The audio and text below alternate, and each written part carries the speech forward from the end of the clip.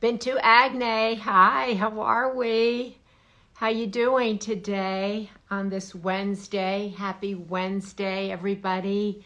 Happy Wednesday. I'm so happy to be here with you.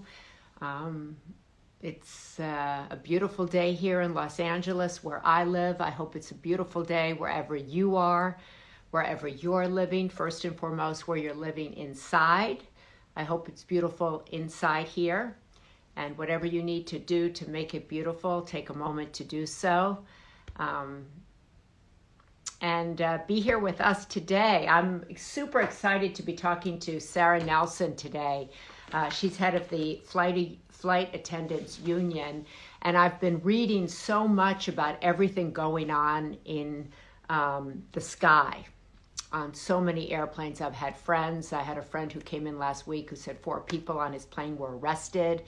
That the cops came in and took 4 people out. 1 person was arrested.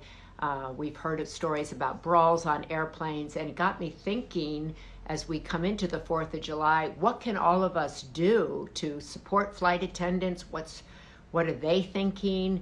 What can we all do? So I'm really excited to be talking to her. And I love seeing all of you saying that you're coming from Hungary, coming from all places around the country. I love that. I love when people tell me where they're coming from.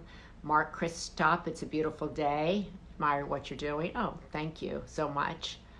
No flying, says Amy Nelson. Well, no, there's a lot of flying. We just have to figure out how to fly safely and how to fly well and how to fly peacefully. That starts with us, right? What is the way we bring ourselves to the plane, right? What's it like for us on the inside? What's it like what is the nature that we're bringing to the flight? So, there's the fitness gourmet saying I flew to lots of places and there was lots of tension in the plane, lots of turmoil. So we have to remember that these are unprecedented times. There are pilot shortages, there are long lines in airports, and flight attendants are inheriting people who are stressed out, teed off, anxious. And how do we handle that ourselves? That's a question really for all of us. How do we come to these airline flights with our best foot forward? So people saying here, have good manners and patience. Some people saying bring lavender onto the plane. Get police on the airplane. So there's all kinds of suggestions, right? That maybe they need to start with a meditation. Oh, I like that idea. That's really actually a really good idea. Can you imagine that? I remember on Southwest they used to do, kind of have somewhat funny announcements by the flight attendants, but maybe they could start with a meditation, asking everybody to take a deep breath, asking everybody for their patience, asking everybody to flying with Sarah. There we go. So we're going to hear from Sarah Nelson what she thinks would be a good idea and how we can help the flight attendants. What do they need from our government, from us? Um, Yay! Hi, how are you? Hi, thank you. I'm so glad to connect with you. I was just talking about you. I've been watching you on all kinds of news programs and admire the job that you've been doing and how you've been explaining yourself. And I thought to myself, before July 4th, I want to talk to her. Thank you. We all need to hear from you. Yeah, thank you so much. Well, actually, it has been pretty nonstop, and I got to tell you that, this has been a rough year for everybody, right? And what we're seeing out there is that everybody is at a stress level 10, And hey, listen, somebody said the other day, they were saying they were in a bank and someone was in a hurry and they let them cut in line. And they acted as if it was the most incredible thing they had done for them. They were so bowled over that someone would do something nice for them. And I think, if we just, I just want to step back for a minute, because we didn't have people on our planes essentially for a year. Not really. Yeah. Right. And so people are coming back to a situation where they're crammed in on our planes because we don't have all of them back up in the air yet, because we don't have full demand back. But what that's causing is everyone to be jammed in together. And for the past year, we have been keeping each other safe essentially by not contacting people. I mean, I remember this past year going out on a walk on our trail and everybody's wearing masks and you almost are like trying to avoid each other. And that's how you showed respect, was to stay away from each other. Right. And it's not natural. And so the other thing that was happening was people were staying in their homes and doing this, frankly, this tremendous act of solidarity to try to keep each other safe by staying apart, and then watching their TVs and hearing this narrative that we're a divided nation. And so we are often at the tip of the spear on our planes because we're a microcosm up in the air of all of society. And we often will have human conflict come out on our planes, but we have never seen anything like this. So I was just going to say, Sarah, that it's much worse than we've ever seen. And we're seeing, brawls, flight attendants, being tackled, being hit. I mean, what are you hearing from your members, from flight attendants? Are they afraid to get on the plane now? Some. I have to say, flight attendants are really tough people. And they're very resilient, but there's a lot of trepidation because we have been trained to deal with these incidents, unruly passenger incidents. And I have to tell you, back in the 90s, we were advocating for legislation. Your uncle helped us with that, but advocating for legislation to have fines and penalties for anyone who is interfering with our duties or assaulting a flight attendant. And we got those in place. And actually, when the media started reporting on those consequences, the unruly passenger incidents went down. But, okay, that is sort of a different scenario. And then we have the post 9/11 scenario too. But this now, in the first 6 months of this year, we are on track. If we stayed at this level, we would have more reports in this year than in the entire history of aviation. That's how out of control this is. So what do we do? I mean, we don't go a day now without hearing about, so people are afraid to fly. We're hearing about pilot shortages, long lines, and then people feel like, I'm going to get on the plane after I waited a long time. I've waited a long time to fly, and I'm going to get on there and there's going to be a brawl, and I'm terrified. Yeah. So, I mean, let's face it, our jobs have been at risk because people have been afraid to fly, because fundamentally, if people can't take safety for granted in aviation, they're not going to buy a ticket. Right. So our role, and I just want to take people through this. I mean, we do something different in aviation than you do anywhere else in the country. And we might do things that people would like to see in other areas of the country, like not allowing guns or knives into our workspace. And you have to practically undress to show that you're not a security threat to get here. And then once you get to the plane, the flight attendants are there for your safety and security. That's fundamentally why we're there, and your health too. We lobbied to get defibrillators on board so we can revive people from heart attacks, and we deal with all kinds of medical emergencies and even deliver babies sometimes. But we give instruction to keep people safe. And so, for example, the seatbelt sign, when that comes on, we have to go through the cabin and enforce everybody's got to put your seatbelt on, because we don't say to people, if you believe that your seatbelt's going to protect you, then put it on. We say, clear air turbulence can throw you to the ceiling suddenly, and when you come down, you're going to hurt other people too. So for your safety and the safety of everyone around you, you have to wear a seatbelt. We are doing the same thing with masks right now. And I have to tell you, a lot of people have asked, is the mask requirement the cause of the conflict? Right. And if we remove that, would we take the conflict away? And our experience is no. People are coming to the plane with, now the masks may be a flashpoint for them because they've been told that it's a symbol of conflict in this country. But it's not just the mask policy. What is it? What is it? Well, it seems to be really this idea that we're in conflict. I have to tell you, adding to that, we all have the shared experience in this pandemic of the inequality in this country. That the almost trillionaires, the billionaires got richer while more were pushed into poverty. But that's not going to make people attack a flight attendant, is it? Well, I think that people are angry, and they're feeling alone, and they have also kind of forgotten how to be around other people, and they have been sitting there listening to this idea that we're at odds with each other, and so they're coming to the door of the airplane with that in mind, as opposed to what we would normally see, which is, what are the rules? I want to follow them and just have a safe, uneventful flight. So what can we do? So you're approaching a really busy time, right? Yeah. 4th of July. Yeah. And as I said, people are being told, okay, everything's opening, rush back out. And what they're being met with, there are labor shortages. We hear about flights being canceled because we don't have enough pilots. They go to restaurants and there aren't enough servers, so they can't get in. They go to retail shops, everybody's quit. So everybody's in this rush, wait phase, right?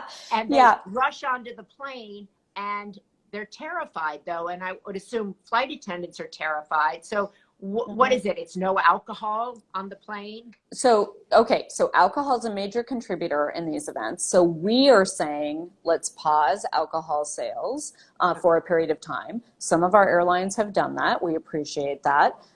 We have a problem in the airports because right now, for example, we're talking with the FAA and TSA about making sure that the airports know that they should stop the COVID procedures of giving takeaway alcohol. That's a hangover from the protocols for COVID where they were having no one come and sit down. But it's time to stop that now because people are coming to the airport and they don't really know what the rules are. I would say that most people aren't coming saying, I'm going to go get in a fight.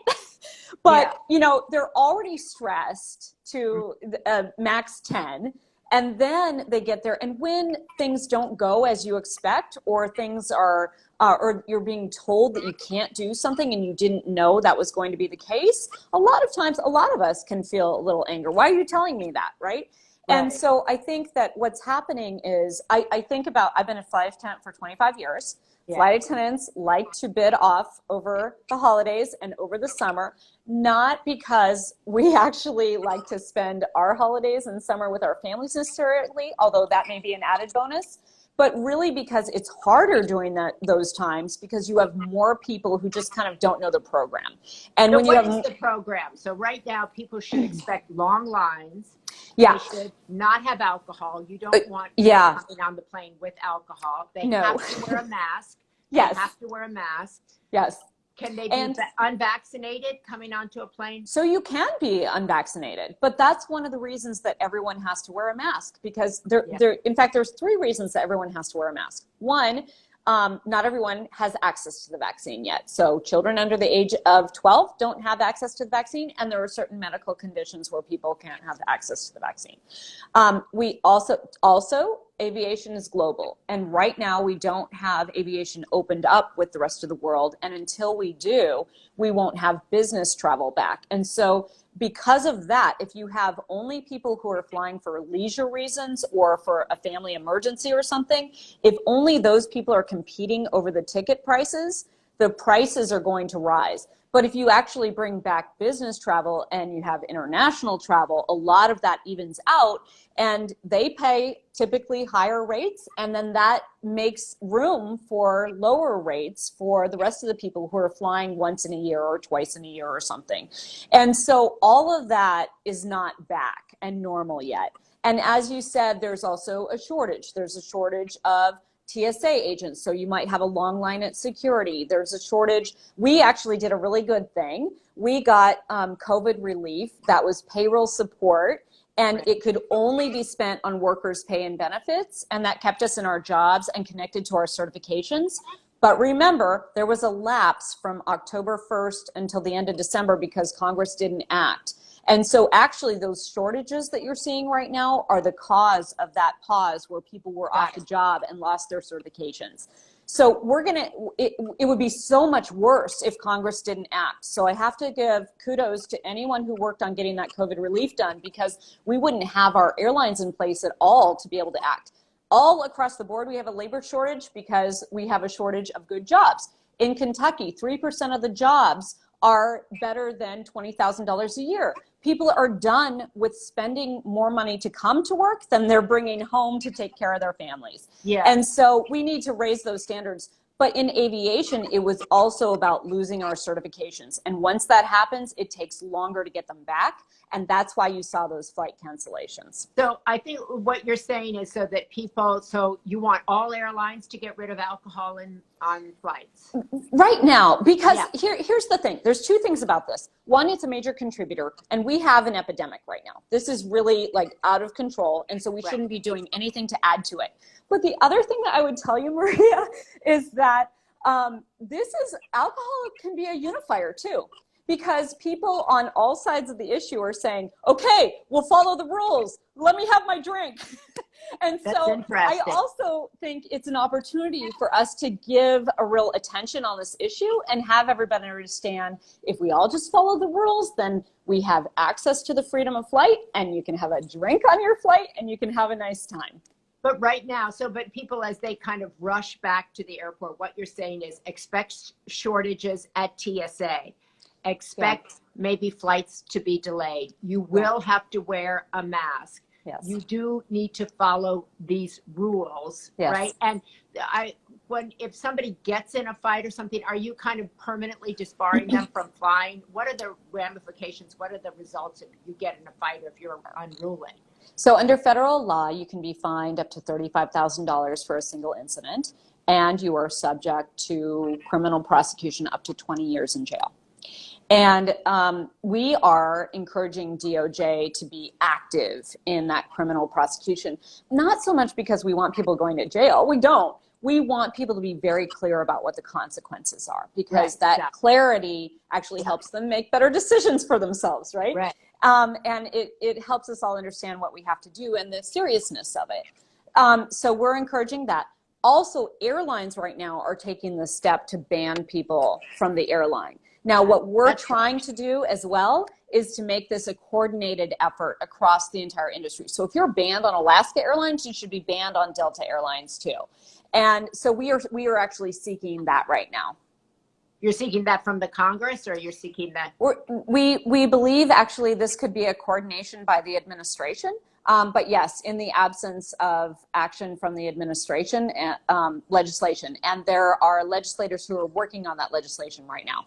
Is there anything else you're seeking? So that's good. So if you mess up on Delta, you're banned across the board. If you mess up on Alaska, you're banned across the board. So you don't think you're going to be able to game the system. You're going to have to wear a mask. You should expect long lines, right?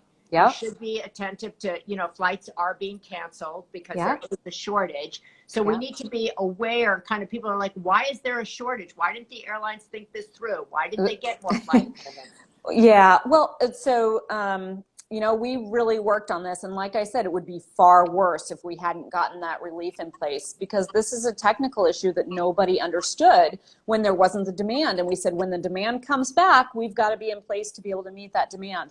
The airlines bear some responsibility on this because they are trying to ramp up as quickly as possible. And then what happens is when you don't have any slack in the system, if there's a weather event, then workers are timing out and there's not enough coverage. And so, like I said, it would be far worse if we hadn't taken that action on the relief and keeping people in their jobs and connected to their security and safety credentials.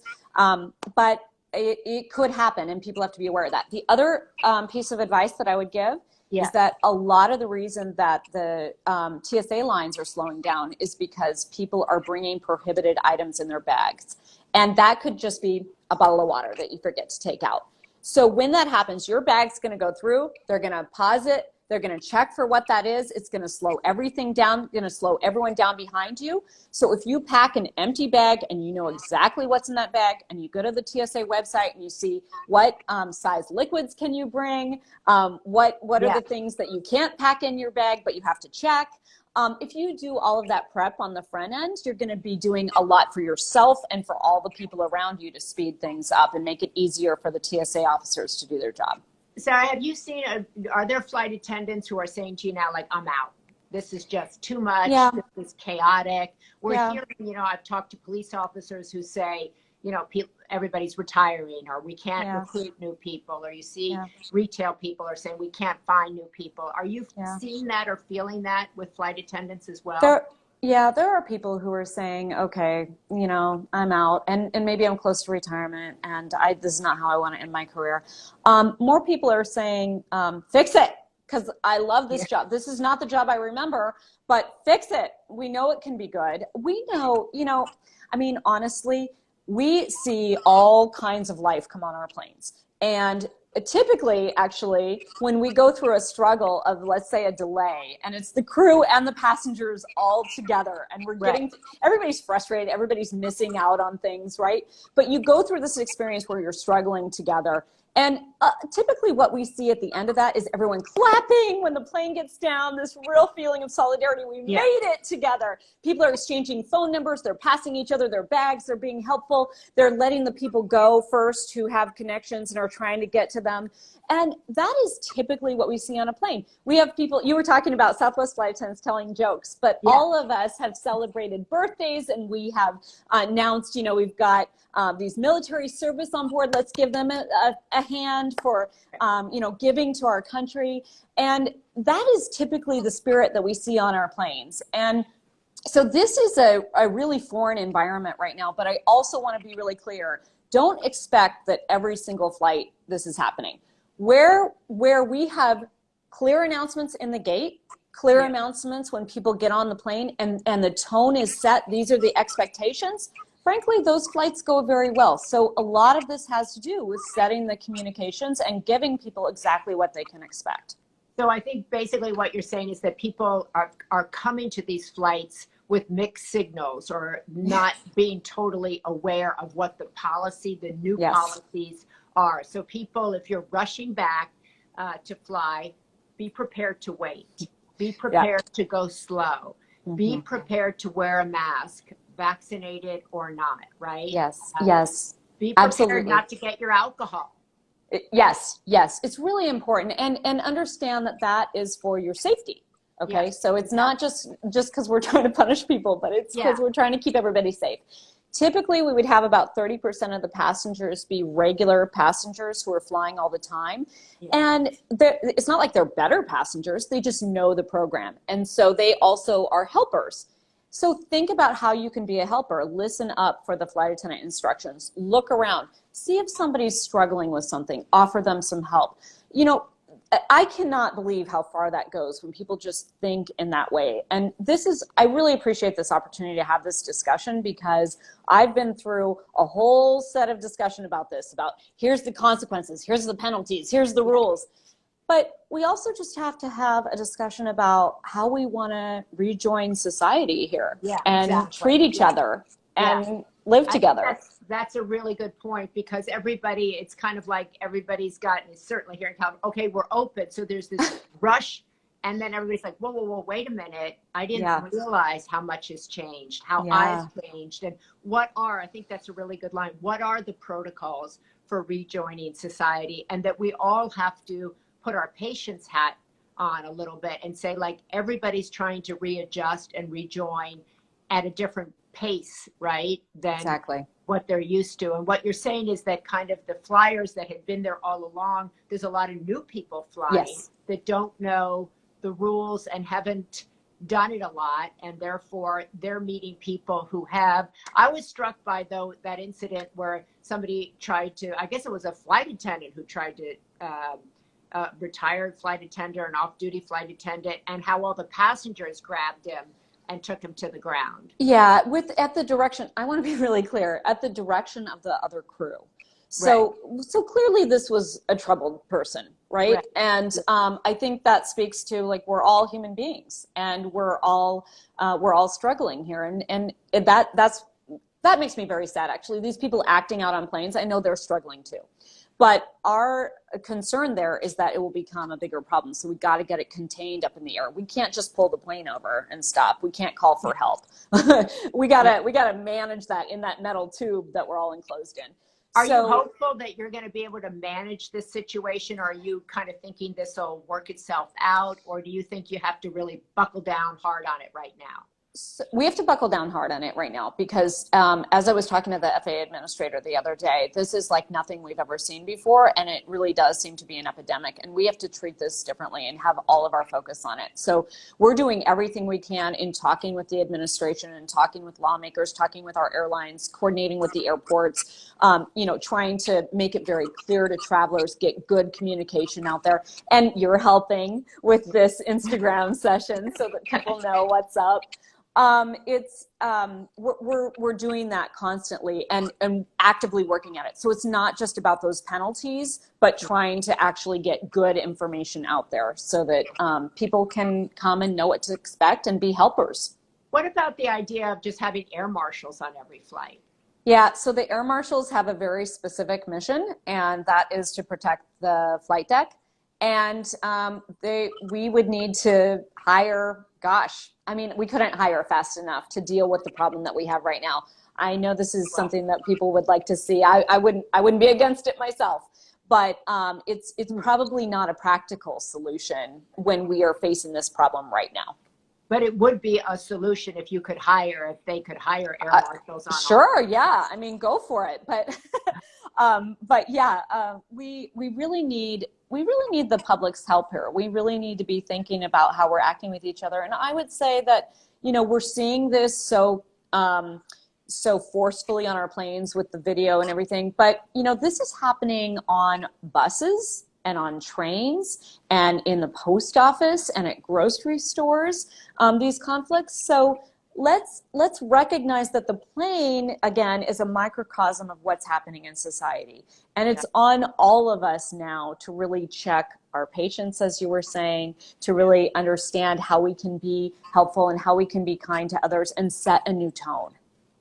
Okay, there you have it. Sarah Nelson, set a new tone. 4th of July is around the corner, so we have to recognize. One final thing, people are saying that when people come back at the levels that they're coming back right now, people are thinking the planes are going to be dirty again. They're not going to observe the COVID protocols that they had in place when people were flying. Now everybody, as you said, they used to have one seat in between on Delta. That's gone. Yes. So true or not true? So planes are going to be packed. The cleaning is happening way better than before COVID, maybe slack a little bit since they've been really ramping up service here, but way better than we've ever seen before. The air filtration system is better than in any office building. And if everyone is wearing a mask, we're staying safe. And remember, even if you're vaccinated, you can carry that virus or a variant of it. And so we don't want to contribute and extend this pandemic. We all got to be wearing that. And we're also part of a global system in transportation. And so if we want to reopen to the rest of the world, we need to have the same protocols in the US as they have around the rest of the world so that we can all stay safe. Sarah Nelson, you've done a great job. Thank you so much for taking time to talk with us. Thank you. Today. I think this is a really valuable conversation. As you said, letting people know it is different. It's different now. So if you haven't flown before or if you're coming back, don't expect it to be the same way. There are protocols, and if you don't follow them, you're going to get a major timeout. Maybe a permanent timeout. So be careful. Timeout. Okay, thank you, Sarah. All right, thank you. Bye. So good that what she said. I hope that if you're following or if you're going to be flying for the 4th of July, remember what Sarah said. It is a very different environment than perhaps the last time you flew. These planes are crowded. There are less pilots. There are less TSA agents. There are long lines in airports. So take a deep breath. Take a deep breath. It's going to take you a long time. You're going to need your patience. You're going to need your mask, and it's going to be different. So as we all rush back, we're rushing back to wait. I know that's a paradox. I know it's a little bit weird, but I think if we think of it that way, maybe it'll be a little bit easier to manage.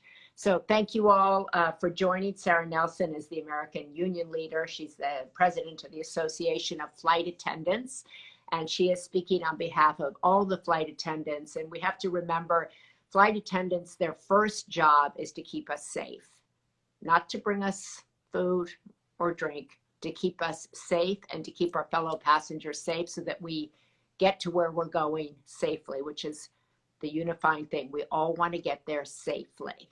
So I think what she was really great is calling upon all of us to be the helpers and to understand that we're all rejoining, having had very different experiences, and that we're going to have to be patient as we kind of figure out what this new normal, or what the new future is going to look like and feel like. So thank you all. Yeah, somebody said they should just give them fines, not just threaten to keep them out. They're giving them fines and barring them from all flights. So that's good. I think they're doing the best that they can. And they're advising us that life is different on planes today. So we have to pay attention. All right. Thank you guys so much. And I hope you subscribe to the Sunday paper. If you don't, you can find the link in my bio and sign up. It's a free weekly newsletter that gives you information, insight, and inspiration. And it's free. You just get to sign up. Zoop. Okay. Have a great rest of your day. Thanks so much.